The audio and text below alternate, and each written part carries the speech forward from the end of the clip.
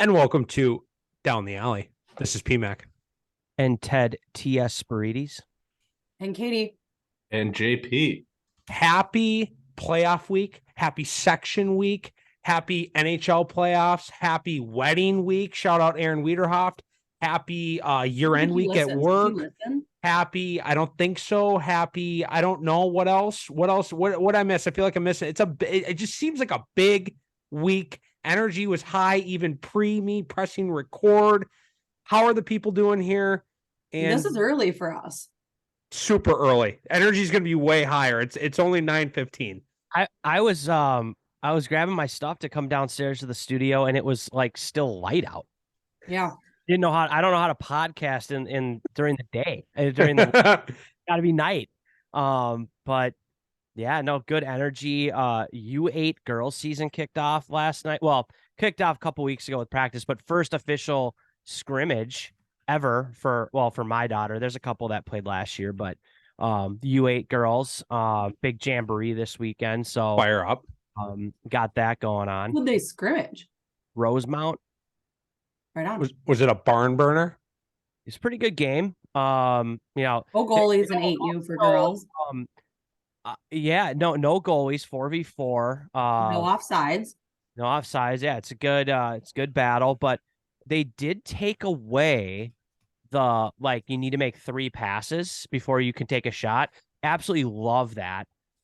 Because I mean, there's days where high school teams can't string together 3 passes. How are you expecting U8s to develop? It is attempted passes. It was attempted passes. Regardless, now it's one attempted pass. It's so much more realistic. Yeah, 3 is a lot.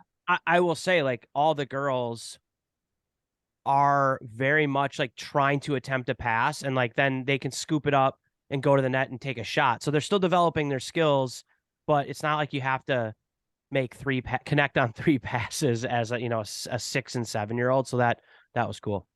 So Ted's diving deep into the youth girls lacrosse world. Katie, how about you? What's going on with in your world? Well, I have some of this infamous salsa in front of me that I was told I have to try. Fire. Let's dive into it. Let's not waste another second. Ted Spirides and Co. I don't know who else helped you with this. Maybe you can give us the backstory, but Ted Spirides and Co. made some smoky salsa. I gave a big review on the Instagram. The boys were absolutely buzzing about the review. My uncle's like, where can I buy this from? He tried it in my backyard right after I gave the review. Katie's about to try it. I'm gonna pour myself a bowl because I dove deep into this earlier. You just put the entire jar in that bowl. Yeah. Hey, Ted, there's gonna be none left. I'm gonna need another jar. I'm gonna need another jar. I got a whole Pyrex full of it. So a couple things. First of all, remember when we had that whole salsa? We had a 4-week run of salsa talk in our podcast last year. If it's supposed to be on eggs, not on eggs, all that stuff. Yep. Oh yeah, I was in the Discord. I believe JP said he really liked homemade salsa, right? Or is that you who said you had a family or something that gave you homemade salsa and you really liked it? Yeah, my mom's cleaning lady would bring us salsas. So shout out JP. I think from that point I was like, I should make salsa. And Annie, my wife Annie, has made homemade salsa in the past, and it was actually her idea a couple days ago. Was we should do smoked salsa, and I'm like, you know what? I've seen some people online doing that, so I have to give some credit to Meat Church because it was the base of the recipe was his recipe. I did do a couple small tweaks, but generally it was his recipe. I have a couple more tweaks that I think I'm going to do next time. But I'm glad you like it. I like it too. It's good. I love it. My uncle loves it. He's trying to buy it. Katie, looks like you're starting to dive into it here. What are your thoughts? Are you as fired up? I gave it a 1st-round pick. I didn't know that. I didn't watch the rest of the thing. I showed the girls. I'll dive in. How honest do you want me to be? Brutally. You can be Brutally honest. Well, I only take the superior chip, the donkey triangle, I hate the not donkey circle. chip. Hate the I donkey know. chip. I don't want to like chew on mic, but I don't have a mic. Initial thoughts for someone who hates a chunky salsa, this is awfully chunky. That was Annie's decision. She Got was it. supposed to pulse the blender to desired consistency, and she was like, "I think that's good." So when your wife You said, "I just think went with that's it. good," that means it's good. And that's not super chunky. I But don't like you like a thin salsa. I do. I would have personally gone thinner if I had the choice, but I didn't. It smells really good. Like I can smell the salsa. So that's a good sign. It's a good like it looks appetizing. It looks like a good homemade salsa. I'm gonna mute myself while I crunch and chew. The suspense is Do you killing. want me to chew for you? Like, are you self-conscious? Like, I can add here. I will happily chew into the mic. No one wants to hear that. No one wants to hear that. This is like kind of Spicy. This is kind of intimidating to get like your cooking reviewed on a podcast. That It's very spicy. 20. Like, it's a good. I like spicy, so it's not like I'm not dying, but I'm like A Minnesota medium. Yeah, I would think this is a hot salsa.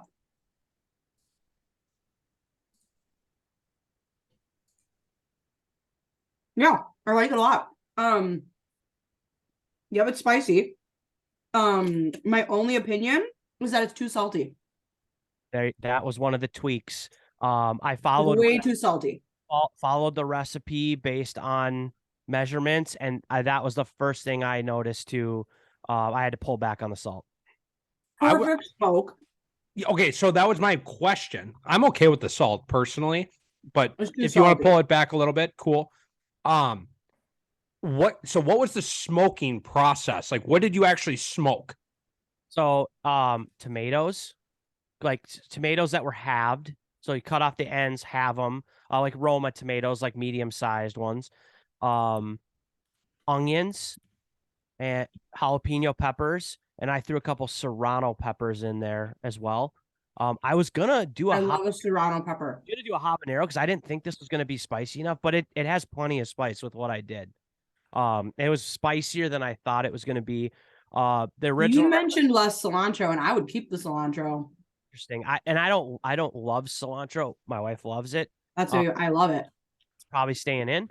And the original recipe, I don't know if I want to give away all my secrets, but I can. It's fine. Original recipe called for white onions. I did one white, one red, and a shallot. And then there's garlic, roasted garlic in a foil, and then you squeeze it. It gets all like basically paste.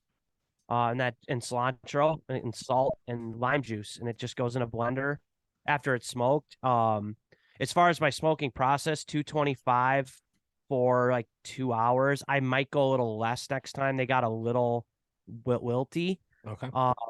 But I cranked up the smoke on my smoker. So like normally I think there's like 8 or 10 levels, and usually it's just out of 5. That's just the default. And I went up to like 8, I think. So it just gives it a little bit more. I thought the smokiness stayed in the vegetables pretty well. So no, I definitely can taste it. Nice, good amount. Maybe you can add like a little water to make it a little bit. Annie likes it chunky, but like it could be a little thinner. Like it could have a little bit more like juice. Yeah. So my mouth is on fire. It's good. In a good way. That could be like a premium, like in the premium section of Down the Alley, you can put in your recipes. Yeah, there you go. But yeah, no, I agree. It did come out a little salty, but for first time doing it, it actually was salvageable, which is not always the case. So I'm glad you guys like it. Enough about the salsa. JP, over to you. I got a question for you. I got a picture, I believe, probably sideline, or it's still sideline. Camera sideline. Yeah. So still sideline with a hot dog that you said was potentially grossly if not fraudulently overpriced. I need a deep dive on that hot dog situation. At least I test. It looked overpriced. Yeah, so I got two issues with Rosemount today. Not the team. Team did great today. Played fine.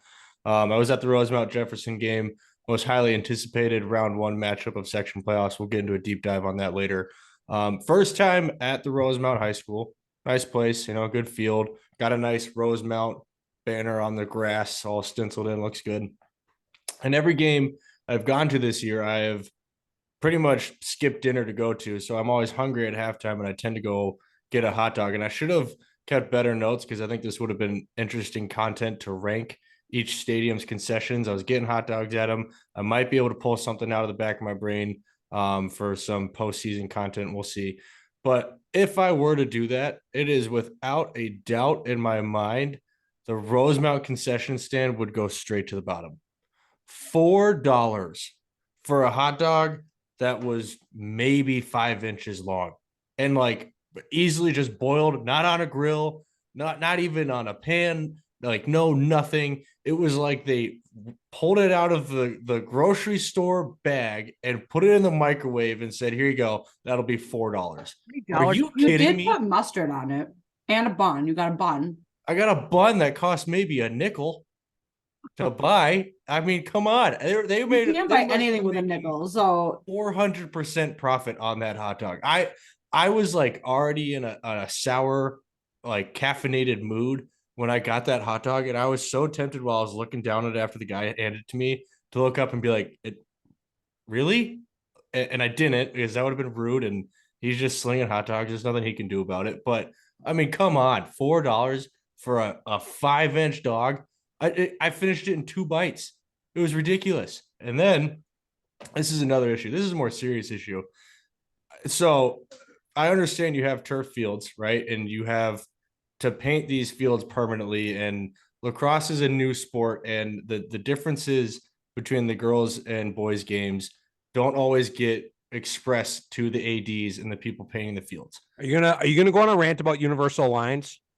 It's not the sidelines that are the problem, but it's the creases that are the problem. Like the boys game gets completely changed around when you take 5 yards of space out from behind the net.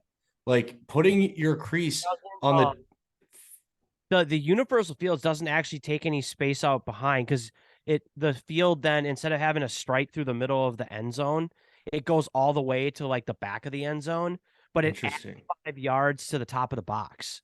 So that I didn't know. So the box is 25 yards long instead of 20. Yeah. That's so weird. I don't The get space what is seems the point weird. of doing that. It's just less lines on the field. I guess, but like it Less just choose a different paperwork, color. or more efficient, less paperwork, less work. So lazy. JP, I have your back on this one. I have your back on this one. I'm pretty sure it's the girls' crease, and they Yep. use the girls' crease for the boys' game, right? Yep. Yep. I don't know. We played at Rosemount. Rosemount's Rosemount. It was fine. The one that was bad was Lakeville North. That field, the way, I don't know if anyone else has played there. Ted, if you played there this season, the sidelines were tight. It was like football sidelines, and then the longer box. That field, that's the one I have a major stink with. Rosemount's Rosemount. Rosemount's fine. Couple other ones I think we played on were fine. Like it's okay. It's you can deal with it. Still annoying. 5-yard difference here and there, whatever. But the Lakeville North field needs to get fixed, in my opinion. Yeah, that sounds like absolute shambles. But yeah, I mean, Rosemount, I'll come back next year. I mean, you're gonna have to upset Edina to get a home game again in section. So if you do, maybe I'll come back this year. But the concession stand really needs some reevaluating. I mean, come on, $4. I don't care if it's the best hot dog in the world. $4 for a concession stand hot dog. That's I'm obscene. interested. I'm interested to hear from GTA Nation, especially Goltz. I know Goltz has strong opinions on concession stands, so I'm sure we'll hear from him and the rest of DTA Nation. Is this inflation? Or is this some private school privilege from JP complaining? I'm in, are they going to be, or do they have your back, or do they agree with you? I'm interested to see what DTA Nation, kind of comes back with tomorrow. when this podcast launches. One last hot dog fact: I've never paid more than $3 for a concession stand hot dog this season, and a dollar more at that low of a price is significant.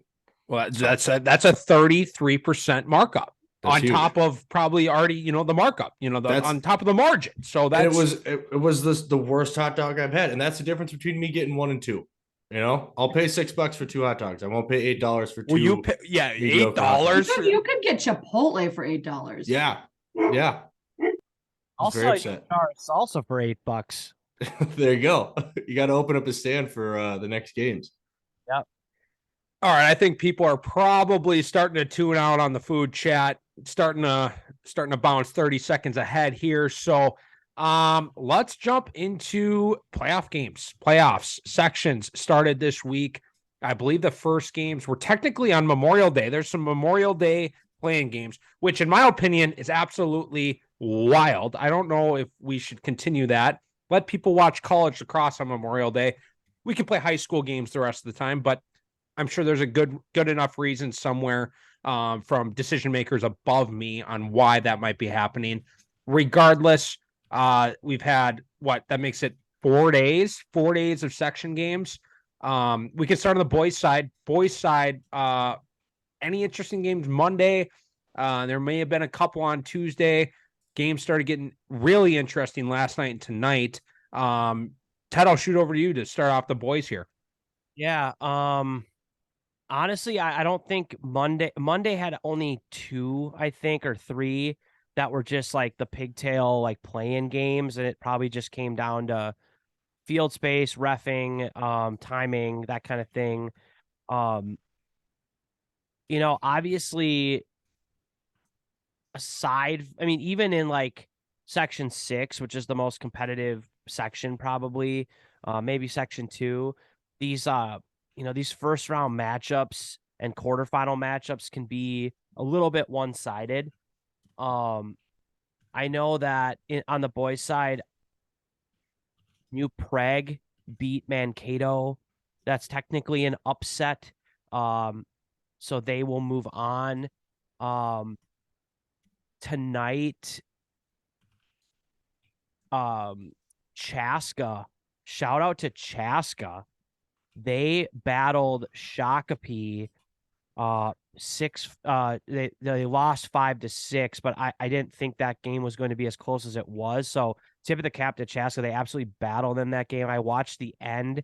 They had a chance to win it, to be honest. But Shakopee, good team, found a way to win, even if they won ugly. And that they will move on. According to sources, I had a source who had a source that was allegedly a ref of that game saying Chaska jumped out to an early 3-1 lead. Their goalie was making huge saves. Could have gone either way. A lot of 36 bias. We've got a lot of players on Chaska. They got a few studs on offense that play 36, a few mutants on defense. So, huge shout out to those guys that we know personally, and a good, I would say probably 99% of the state was probably sleeping on that game. They made it really interesting. People are talking. I'm getting text messages from sources and sources of sources. So, yeah, major shout out to Chaska. It sounds like it could have gone either way, down to the final minute. Was that when the game winner went? Chaska had the ball with 3 minutes left in the game, 5-5. And I think it was either a caused turnover by Shakopee defense or a save by their goalie. I can't remember. And then Shakopee was able to get that last possession and scored with just over a minute, won the face-off, was able to clear and kill the clock. But it's funny because today in the blog, I don't want to call it a rant, maybe a mini rant about these first round section games and even quarterfinal games being like just such a mismatch. And as soon as I hit publish, I knew that somebody would come to play. It doesn't surprise me that Chaska came to play. They're a well-coached team. They're a proud team. They feel like they got they're trending in the right direction. And it doesn't surprise me that they gave Shakopee game because they were going to leave it all out there. But I really respect that because I think this time of year it is easy to like see like, well, we're playing the number 1 team or the number 2 team and just sort of mail it in and be like, we have no chance, so we're just gonna like show up and not try. And that certainly happens, but I would say that was like one of the most competitive games in the quarters. And it was Chaska's a 7 seed against Shakopee 2. So just goes to show Section 2 is strong. I'm just going through basically each section and just kind of seeing if there's any upsets. Well, I noticed tonight 7, Anoka beat Blaine 7-4. Weren't we pretty high on Blaine? Do you think that's technically an upset? You guys keep saying it's the year of the upset. Has there been any other? I I would think call that's a that huge upset. Yeah, I would Oh. call that an upset. Anoka, the Tornadoes, love the brand. I would call that an upset. We were really high on Blaine. I totally didn't preseason. think that. I mean, I knew we talked about Blaine, but I was like, oh, that's kind of an interesting score. Technically an upset. It was 5-4. So those are the games that were most likely to be good games, right? Just based on seeding. Anoka and Blaine played early in the year to a really close game. So I wrote about this one on the blog saying that had a potential to be another close game. Shout out to Anoka, big win for them in Section 7, and they'll get Chisago did win tonight, so they'll play Chisago Lakes next week. So nice job by them. Section 6, I think everybody 1, 2, 3, 4 all won, or right? If Rosemount was 4, Jefferson was 5, correct? Yep. 1, 2, 3, 4, no upsets, but as expected, JP, you were there. Jefferson Rosemount, probably the on paper the toughest matchup in the first round in the quarter. Two very close teams. And they played to a 6-5 game earlier in the year, so very similar result. And so that was a competitive game. JP, any notes on that game? Obviously that was a type of score you'd probably expect from, Jefferson likes to keep it close, low scoring, defensive battle. Any notes or thoughts on that game? I mean, yeah, it was kind of played out exactly how I imagined it would. First quarter had 5 goals, is 3-2 Rosemount, and I was like, oh, okay, maybe we might be getting a 20-goal game here, and then just really slowed down. A 7-5 game, really, we'll call it 6-5 again, kind of a garbage time goal from Rosemount in the end there. On paper, that sounds like a bad game, but Rosemount goalie had 12 saves. Jefferson goalie had to have had at least 12. So goalies were standing on their heads. I mean, players were getting shots, but the defense was making it hard. They were up in everyone's face every time someone was taking a shot. Long possessions, not a lot of penalties. I mean, that game flew by. I was telling my fiance that 5 o'clock games need to be a thing of the future because I was home by 7:25 and I did a full interview. I was talking to some guys I knew from Jefferson after the game. Shout out Gilly. So it was great. I mean, it was could have seen either team really win it. I saw 2 of the best goals I've seen in my life from both teams. I had my photo camera out for the Rosemount one, which is a big bummer. But a backhander from 8 yards off GLE, 2 guys on him. I got a picture of him getting hit in the neck as he's doing it, stings it far away corner. Shout out, who is that? That is Cam Johnston. Absolutely amazing goal from Rosemount there. And then Kevin Graff, diving goal from behind the net, again 6 yards out from the goal line, end of the half too, to bring it within 1. I mean, both teams were selling out today. It was clearly playoff lacrosse. I don't have to see any other game to know it was probably the most evenly matched game, I would say. And both teams knew it going into it. But yeah, it was a fun one to be at. Section 8 ended up being 1, 2, 3, 4 as well into the semis, but Providence Academy, the 7 seed, playing Elk River, the 2 seed, tough to a 10-8 game. So shout out Providence. I know they've been kind of up and down this year. Our guy Coach Turnbull is there. Had the boys buzzing. And I believe they were up 6-2 at halftime when I looked at the box score. So shout out to Elk River for not panicking, sticking to the game plan, ended up winning the game. But another great 7-2 battle there. Yeah, I talked to Turnbull a little bit. I should have pulled out more details, but yes, they were up by 4. They came out buzzing, and so they're up 4 at half. So yeah, shout out Elk River, staying in it, making the adjustments they needed to make to win that game. But Providence Academy, I can confirm with sources, they made it difficult. It was not an easy win for Elk River. Providence Academy almost made my pick was for them being the section champ look real nice at the beginning of the year. Everyone gave me a lot of crap for that one. Minnetonka getting back in the win column. I guess they did the other night with their big win over Southwest Christian, but rematch tonight against Buffalo Bison. Ended up winning 10-6. They are the 5. Buffalo was the 4, so technically an upset, but those games are always tough. So shout out to Minnetonka for moving on. They will play Chanhassen, who took care of Mound West Tonka. And then Shakopee moves on as well into the semis. So we got 1, 2, 5. And I don't know if Eden Prairie Orono is done.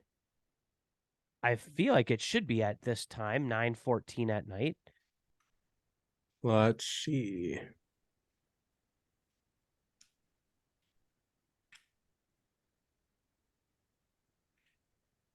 I don't even see them. Where are they on this list here? They play tomorrow, maybe. I will check.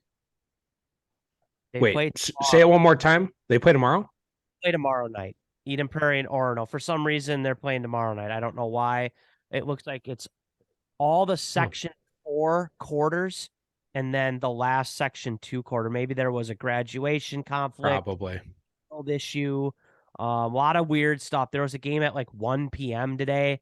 I'm like, there's a girls one tomorrow at like 2. I know we have one for graduation. Maybe it's graduation. Yeah, it's graduation. That's usually what it is. And so Shakopee will play the winner of Eden Prairie Orono. That could be a good game. Eden Prairie Orono tomorrow night. Orono's been making a noise. They've been keeping games close. I feel like Eden Prairie and Orono are very similar. I feel like they've played a lot of close games, like not blowing the doors off offensively, but have things figured out defensively. A lot of 1 goal overtime type games. That could be a more competitive matchup than maybe you would think at 3 versus 6. I mean, Section 2 has proved that upsets are very much a possibility. And so that could be interesting. And then all 4 of the Section 4 quarters, 2 games at 2 p.m. and a game at 5 and a game at 7. So you could probably catch 3. If you're a Section 4 fan, you could probably catch 3 of the 4 games tomorrow if you wanted to. I talked a little bit about this section. I think these quarterfinals I feel like this is the best like slate of quarters I felt out of all the sections. White Bear to Tino is like, that's an interesting game to me. Hill Murray Mounds View is interesting. Stillwater Roseville, obviously I think Stillwater is going to win that game, but Roseville has been scoring goals this year. Like offensively, they look solid. And then Matamita Irondale, we talked a little bit about that last podcast, and maybe Irondale didn't have the season that they would have hoped they had, but I don't think they're like an easy out by any means as a 7 seed.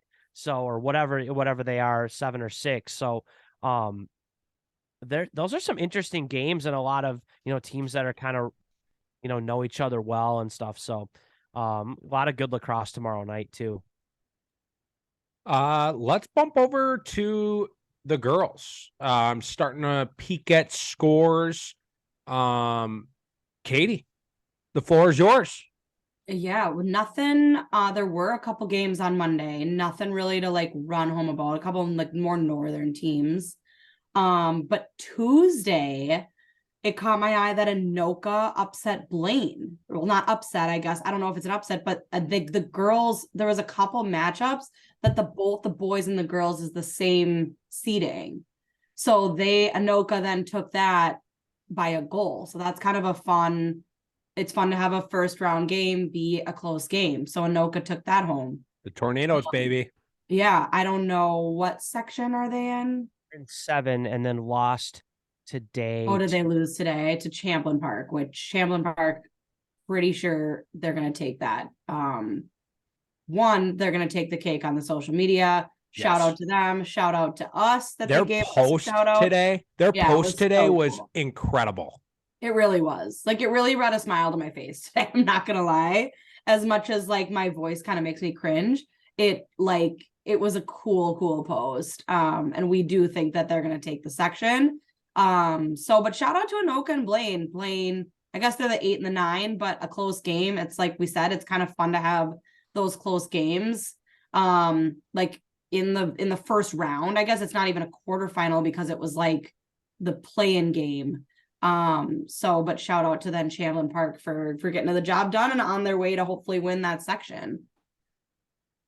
Then I guess that was kind of it for Tuesday. Nothing else is sticking out to me unless anything's sticking out to you guys.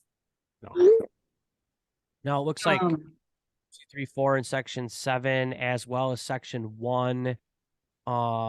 Section 3 looks like Simley beat Woodbury. The yep, 5 seed. 5 over the 4 seed. So I like a lot. 6 goals. yeah, so nice win by them. I would assume Cretan beat Visitation, but 2-7 matchup, you never know. Yeah, yeah. That score was not posted. There was one on Wednesday that popped out. Oh, Mounds View beat Irondale by 1 goal, 11-10. And isn't that don't people who go to Irondale live in Mounds View? Yeah. Isn't that how it works? Yep. So that's kind of a huge rival to come out of like your section. Yep. They're 1. Yes. They're in section 4, I believe. Sorry, I'm opening my tabs here. Yeah, so they'll play Gowanus. So that's kind of, they're in the 8, the 9, and their Mounds View is technically the 9. So they technically upset Irondale. But that's kind of fun because they're such a big rival. They go on to play Stillwater. I'm sure Stillwater is going to take that over. Interesting in that section, just taking a look at their bracket. Hill Murray 4 will play Matamidi the 5. That's going to be kind of interesting to me if Hill Murray will like take the cake on that one, because we see a lot of the 5 over 4. Sometimes that could be an upset potential, but I think I'm still going to take Hill Murray. Section 5 ended up we have 1, 2, 3, 4 in section 5. So that should be some pretty competitive semis. Section 6, 1, 2, 3, 4. Oh yeah, it is. I didn't even know. I didn't see the scores come in. Yeah. We knew we were Jefferson, playing Jefferson, but I didn't know who beat. Eastview Egan played Yeah. 14-11 game. That's pretty close game in the 4-5 matchup. The rest of the games in this section were blowouts. But I don't know. I think the semi should be solid here. Section 8 though, the Moorhead Spuds upset alert, red alert, but prevailed in overtime to beat St. Cloud. Yeah. 7 and escape the 6-3 upset, the 6 seed upset, and that section ended up being 1, 2, 3, 4 as well. The source took a little bit of heat on Twitter for calling out the upset alert from the player who scored the game winner. So I love that type of energy from that player. Sydney Martinson. Yeah, she big goal scorer. So She can throw some shade. I appreciate that. I Hey, love that. yeah. If you're We have a scoring game fan. That means winners, someone's listening. even if it's your first goal of the year, if you score a game winner and someone called an upset against you, throw From some the shade. 6 and like a 6 seed upsetting a 3 seed, like your game winner is like in that kind of game. That's a huge thing. Absolutely. Yeah, let us have it when We when said- that type of energy goes down. Yeah. So wait, section 8 is 1, 2, 3, 4. We said section 5. 1 is still Maple Grove, 2 Benilde, 3 Blake, 4 Wayzata. So one Section- thing on section 5, I was blogging a little bit on what day did they play? Did Wednesday? ChatGPT do it for you? No, Chat GPT did not do this blog. This blog was written by me. Mhm. And very opinionated. I was just putting out some predictions. I was doubting the city of Wayzata. I thought Hopkins was starting to heat up, and I was doubting both Wayzata boys and girls, and they shoved it right back at me and took care of business. So shout out to the Trojans. I was doubting you, and you proved me wrong. I would love to see Blake upset Benilde. I would love it. Yeah, That's all I'm gonna that's say. a great private school battle right there. It really is. That It really is is. like- I don't. Oh, that was another one. The both boys and girls Benilde played Breck in their quarterfinal. Yeah. It's interesting how that happens. I know Blake Benilde on the boys' side for lacrosse. Maybe not so much anymore, but when I was at Blake Benilde was very much like a big rivalry. I don't know if it still is. I don't know if it is in other sports or not. But on the girls' side, both Benilde and Blake have been really strong teams the last, I don't know, 4 or 5 seasons. I mean, Blake's been good for 100 years, whatever, in the girls' side, but it like that should be a really interesting game. What's your, maybe we should all pick like what our favorite, most interesting / favorite quarterfinal game of the next few days is. Quarterfinal or semifinal? Sorry, semifinal. So looking at semifinals, Because we're on girls. I have mine. But We're gonna start. What's the best? All of them? just pick one semifinal game out of all 8 sections, one game that you're most looking forward to or interested in. Well, section I'll go 2 was first. making me work for it here, trying to figure out. I guess we're a little ahead of it because section 4 has not played their Right, and section 2 hasn't filled in. so I still got mine regardless. Section 6, Rosemount versus Edina. I think it's just it's an interesting test for either team. I be honest, my scope of historical reference for Minnesota high school lacrosse is limited to the last 3 years. Edina, I know, played in a very close game with Prior Lake 2 years ago in the Section 6 final. And Edina's been, a topic of conversation for respect, or are they legit or not, whatever, all this stuff. Rosemount, kind of the same deal. They've been in our ears in the DMs asking us for more attention, more coverage. I mean, it's a prove it game, right? Edina, come in, show that you're the 1 seed, show that you've earned it, show that you deserve it, walk into this in the Section 6 final and blow them out, or have a 4 or 5 goal lead. Rosemount, if you're legit, knock them off. Knock off the 1 seed, get the upset. I don't think they'll get a home game out of it, but I mean, I think Section 6, shocker, right, is filled with elite matchups at every bracket position. And the Edina Rosemount one really has my eye. All right, JP, that was your pick, Section 6. Ted, since you asked the question, I assume you've got one up your sleeve, giving Katie and I an extra second to look. Ted, who do you got? I love both semifinal games in Section 8. You took mine. What? You took mine, and I was gonna say both too, not one side of the other. Both. Elk, Semifinals. so you could take the other one. I'm taking Elk River Zimmerman versus Buffalo. Elk Yeah. River Zimmerman has been on a heater this year. They're unbelievable. But Buffalo, after their 8-7 loss to Minnetonka, won 27-0 to Sartell Sauk Rapids, an upset win over Cretin 15-12, and then crushed Monticello 17-6 in the first round of sections. Maybe they're playing their best lacrosse of the season. It's going to be a tough one because Elk River Zimmerman is 11-3 this year. They are solid as it gets, but I don't know. I think this could be a pretty good game. Katie, I'll switch mine then, and I'm gonna take section 7, but I'm not taking the Champlain Park Chisago Lakes game. I'm taking the other one. I'll take the Andover Centennial game. Andover's 2, Centennial's 3. Andover's been really high on our list, but I think maybe we're sleeping on Centennial. I don't think it's gonna be upset, but I think it's gonna be a really close game and a really fun game. Andover went to state last year, right? Yes. Yes. Yeah. So I think that's kind of fun. So since you took 8, I'll take 7. I feel like we're talking about the sections as if they were the districts in the Hunger Games a little bit.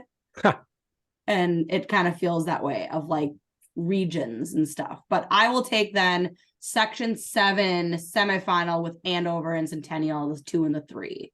So Ted, I know you asked for quarterfinal games, but not everyone, like you alluded to, you asked for semifinal games. Yes. Not everyone is in the semifinals. Right. And there is a game tomorrow night, which is the day of this, tonight, day of the podcast drop, which is a quarterfinal game that I have highlighted, circled. How we got to this point as a quarterfinal game is I'm scratching my head on how this happened. And we just had the coach on about a week ago, maybe 2 weeks ago. Southwest Christian. I thought they were going to be like a 4 seed, maybe higher. They're the 7 seed. They walked through Holy Family, and they got Eden Prairie tonight, the day of the drop. A JP time, 5 p.m. JP, I think you should be here if you can. 7 seed. I haven't been this excited about a 7 seed, I think, in my entire life. Am I going crazy here? No, it did drop in our group chat that we all kind of raised our eyebrows and we're like, wow, 7, really? Maybe we ranked them a little high in our heads, pretty undefeated, but this will be a good test for them, I think. I think if they can hang a little bit, maybe next year they're going to start getting those little bit more competitive games and they get a little bit higher ranking. But you're right, 7 seed, pretty much undefeated season. What were they? 12-1. Like I smell an upset. I feel an upset. I don't know. Ted, JP, what else do you guys got?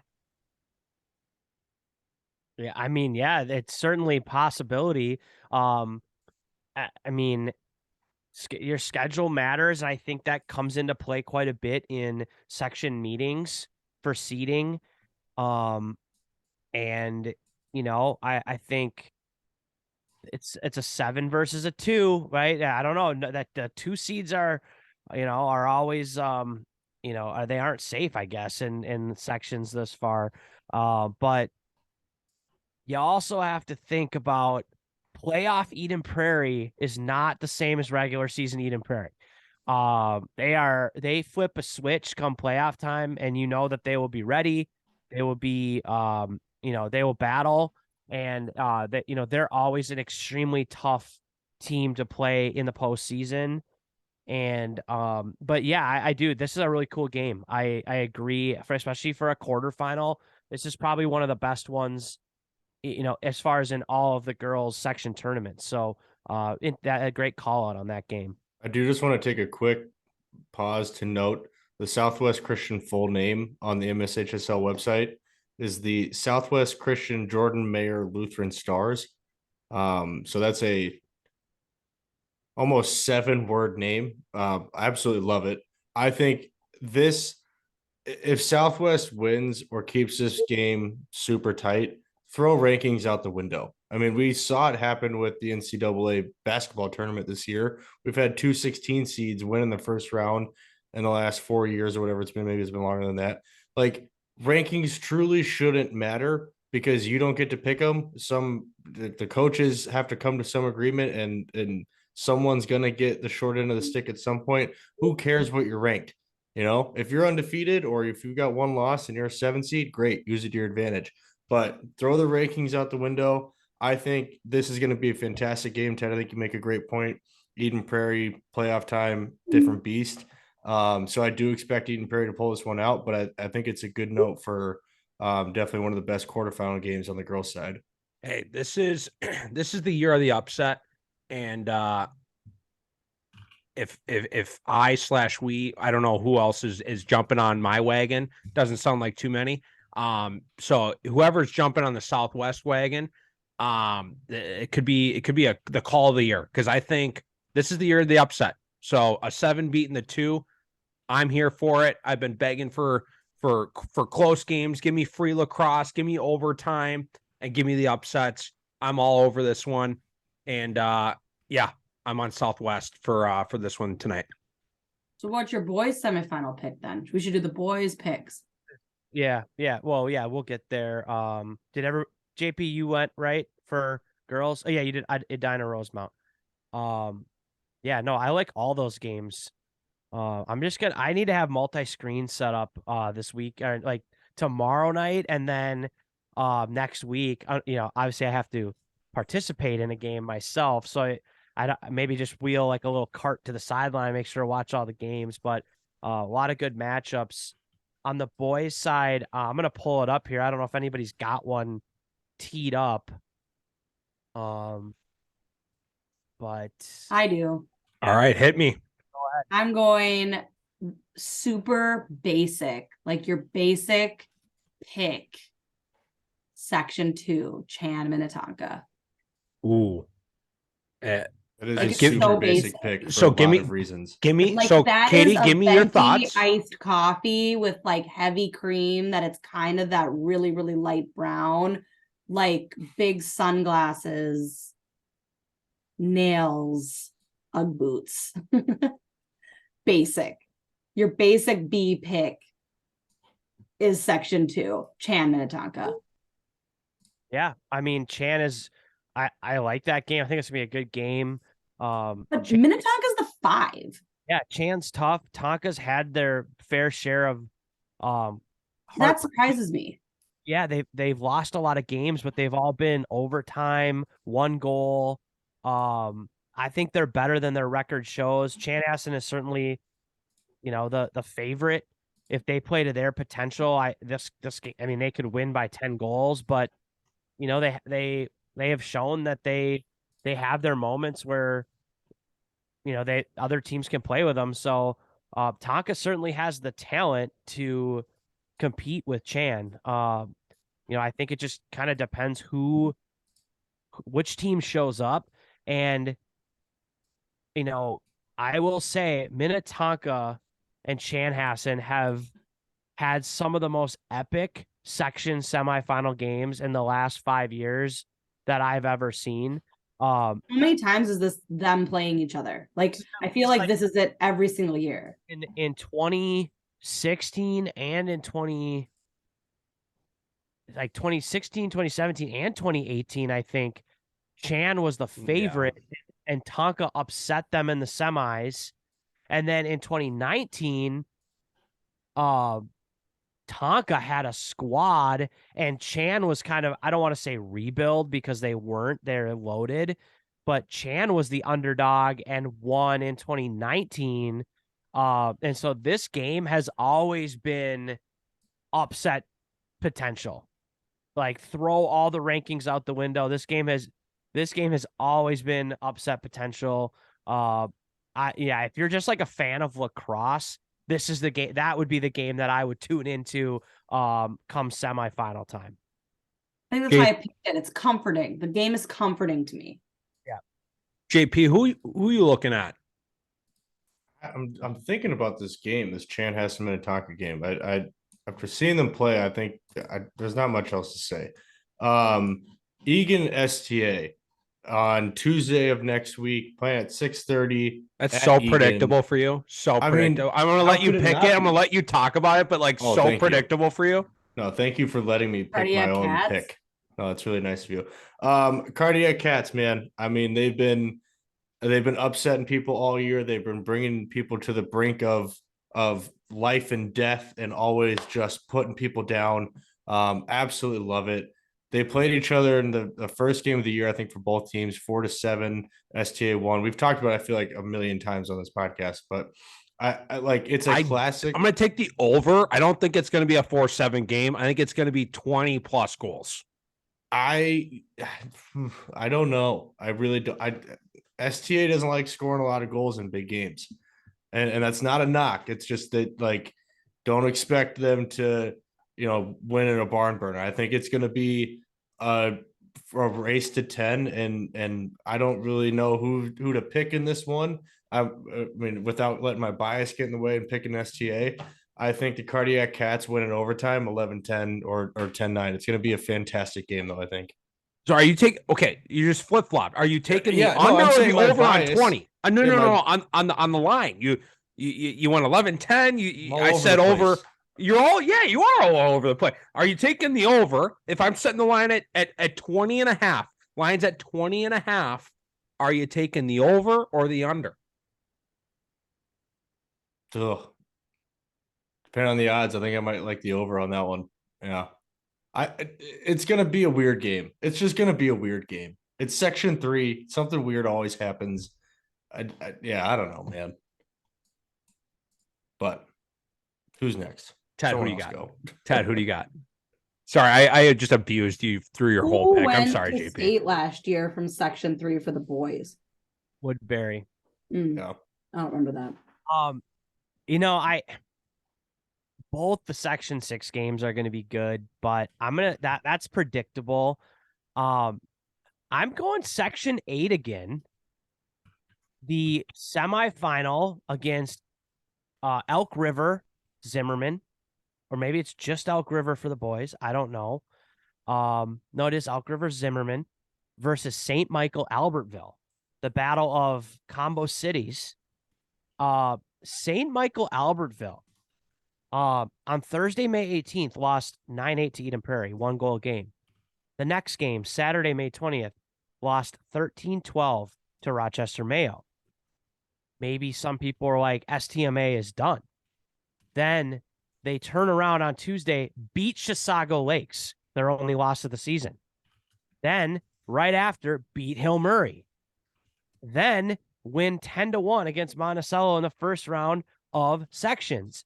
So I hope that this doesn't ruin the mojo of St. Michael Albertville, because I feel like they love when we sleep on them. They love when PMAC counts them out. But they're playing some good lacrosse right now. Elk River barely squeaked by Providence. I don't know if they're going to come out motivated by that, if they're going to be maybe thinking about it a little bit.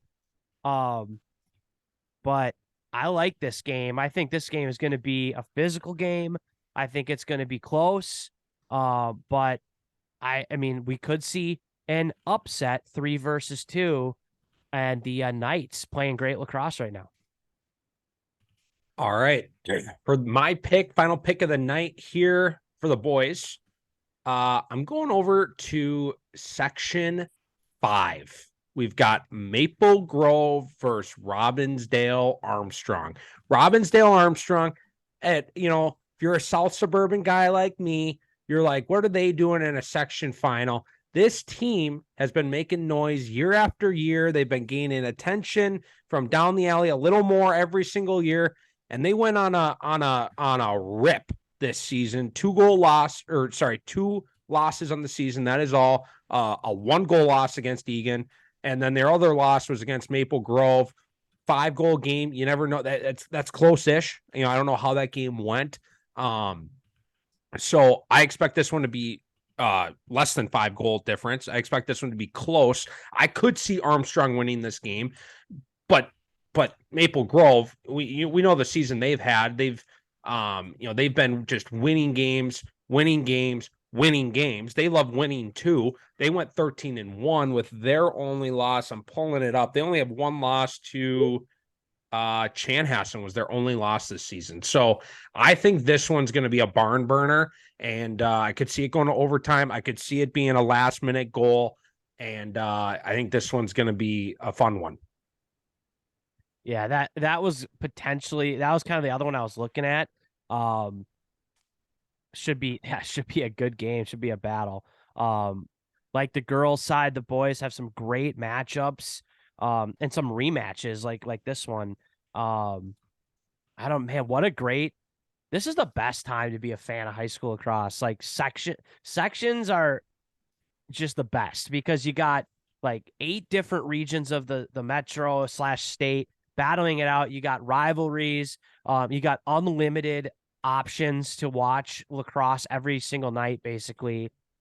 State tournament's awesome too, but sections is like state tournament 8X, right? Because you got 8 of them, 8 tournaments going at once.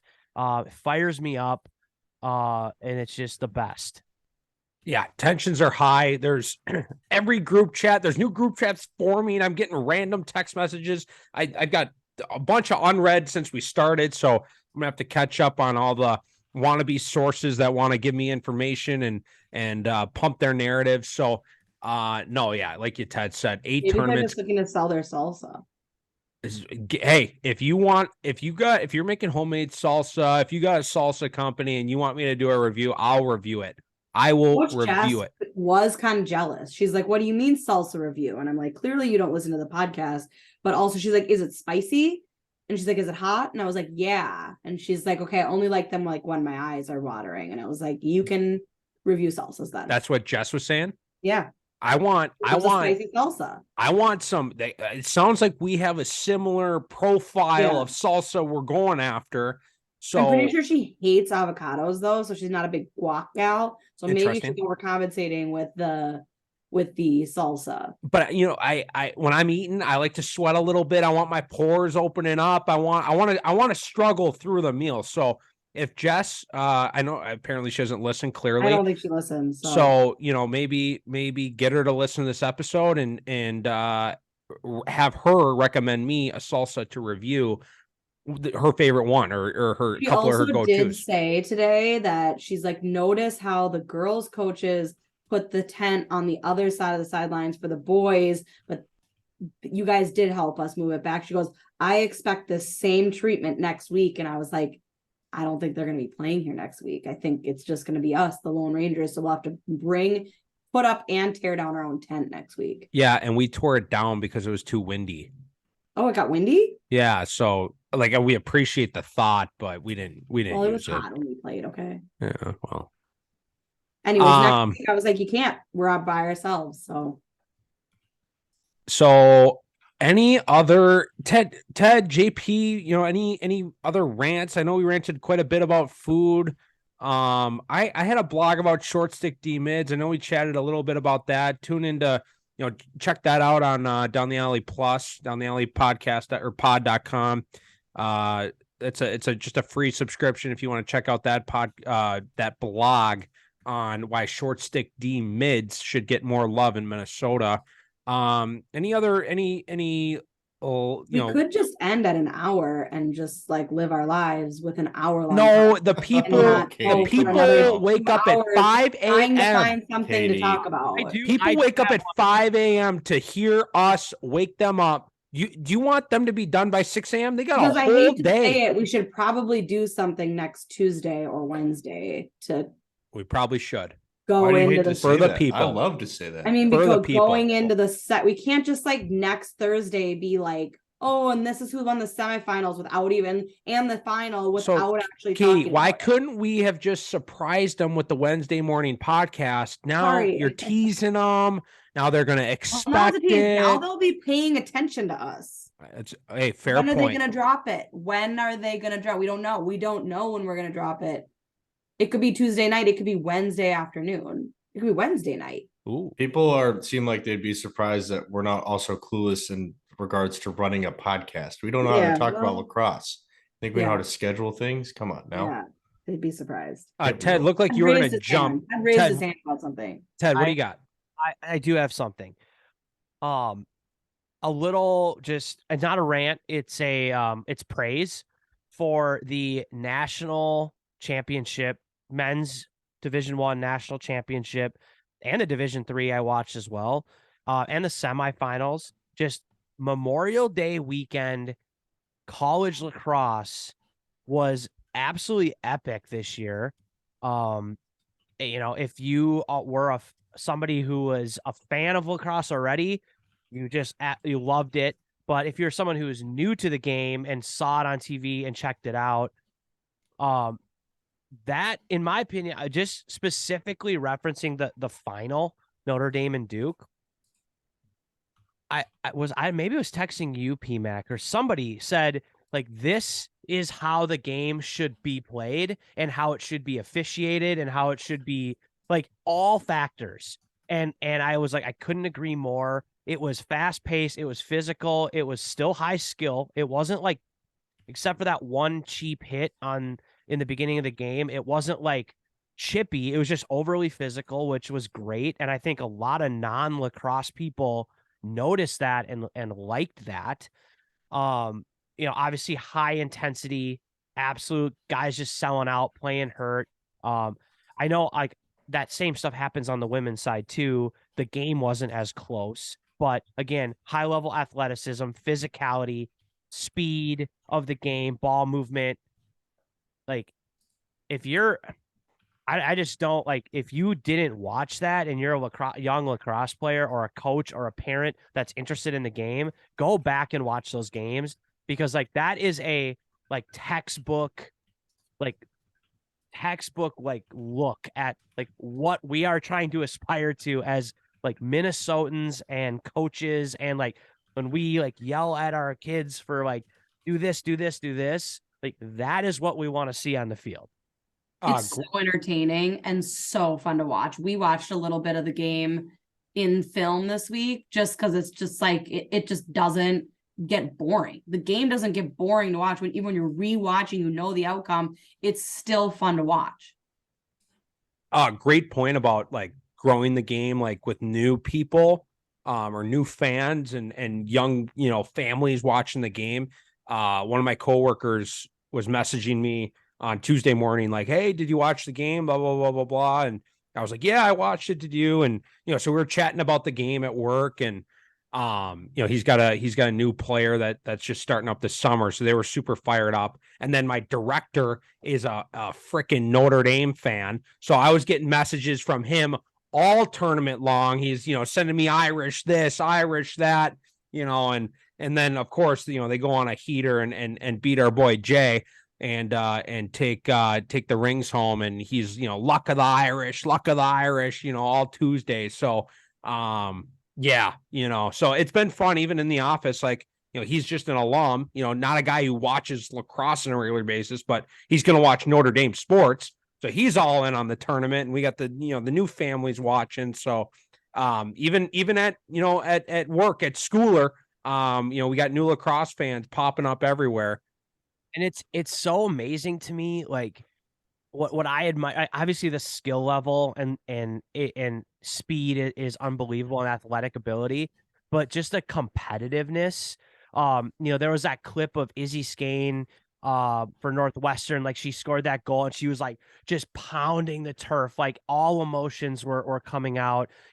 Pat Kavanaugh gets basically knocked unconscious, and he pops back up, and no less than 10 minutes later is out there putting his body on somebody. Like, I just got crushed, and I'm just gonna, like, unless I die on this field, I'm not coming off. And he had a artificial hamstring made out of duct tape on his leg. It's like I've been with you guys thus far. I'm not coming off. And then again, special shout out to Jaden Harry, a kid that I basically started 36 lacrosse with. Or But I mean, essentially with him and a couple other guys, it was just that was what 36 was built around because I had the pleasure of coaching him. And even as a 12-year-old, like dude was like the most competitive kid out there, and just wanted to win, and goes to Duke and was one of the top Minnesota kids, and bigger recruits kind of came in front of him, so he just had to kind of earn his time on the scout team, had to take his chances when he got limited field time, and goes out there in a 13-13 game in the national semifinal, and I don't know, one of their midfielders must have been gassed or was getting the trainer, and they're like, Jaden, get in there. And he goes in and scores a goal, like takes advantage of his opportunity. And it's like, that was awesome to see, like always be ready. Like it's a next man up, next gal up situation, right? Like you don't know when you're going to get your time. And I think, dealing with, coaching high school kids and middle school kids, sometimes there's the mindset of, well, I'm not a starter, so I'm just going to kind of check out when the starters are walking through stuff. But it's like, it could be you tomorrow. Yeah, like you don't know. It could be you next possession, for Christ's sakes. And that's what it was with Jaden, and like just catch lefty low to high rip. I mean, I've seen that play out thousands of times where I'm just like, oh yeah, automatic from there, and he hit it. So shout out to Jaden, great college career.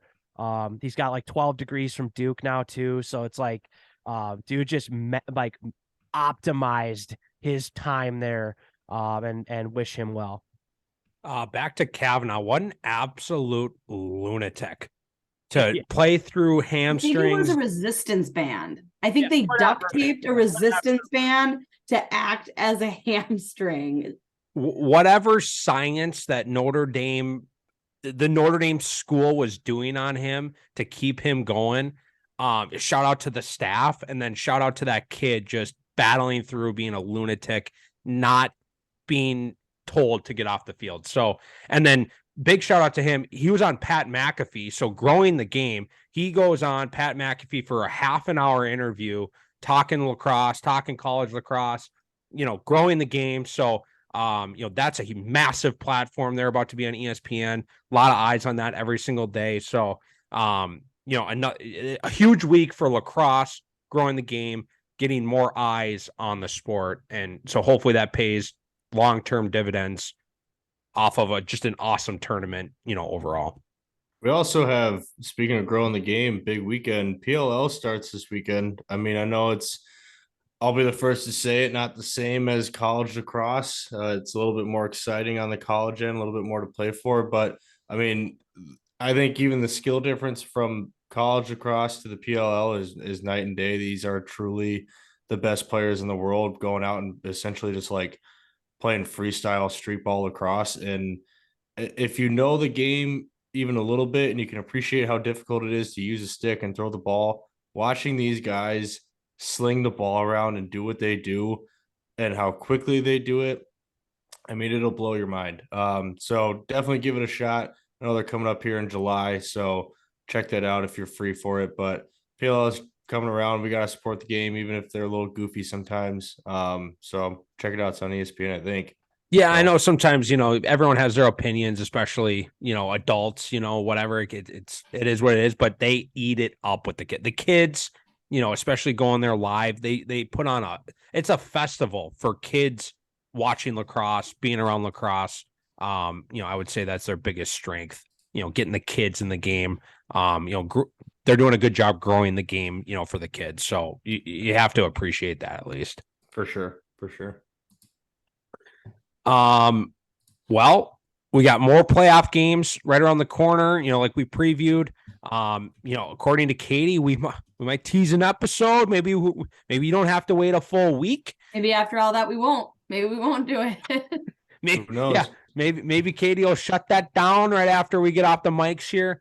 But kudos to the teams battling. You guys are putting on awesome scores. A bunch of close games, and it's going to keep getting closer and closer as we get in the semifinals and the finals.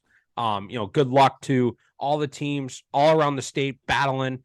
And, we'll be talking semifinal and section finals at least once, maybe 2 times next week. Adios. Adios.